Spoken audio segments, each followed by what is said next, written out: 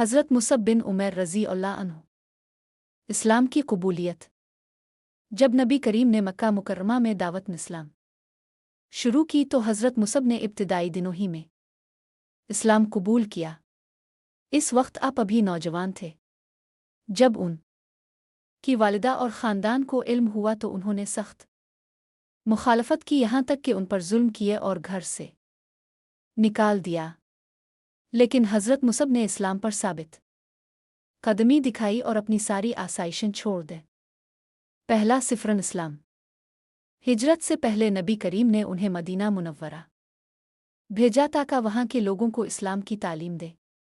इस तरह हज़रत मुसब को इस्लाम का पहला सफ़ीर कहा जाता है। उन्होंने मदीना में बड़ी मेहनत और हिकमत के साथ दावत दी और उनकी कोशिशों से मदीना के बड़े बड़े सरदार मुसलमान हुए, जिनमें हज़रत साद बिन माज भी शामिल थे। ग़ज़ू अहद में शहादत। हज़रत मुसब ने ग़ज़ू बदर और ग़ज़ू अहद दोनों में हिस्सा लिया। ग़ज़ू अहद के दौरान वो नबी करीम के अलंबरदार झंडा उठाने वाले थे।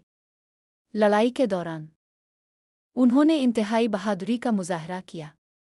दुश्मन ने उन पर हमला किया, उनका हाथ कट गया तो उन्होंने झंडा दूसरे हाथ में ले लिया।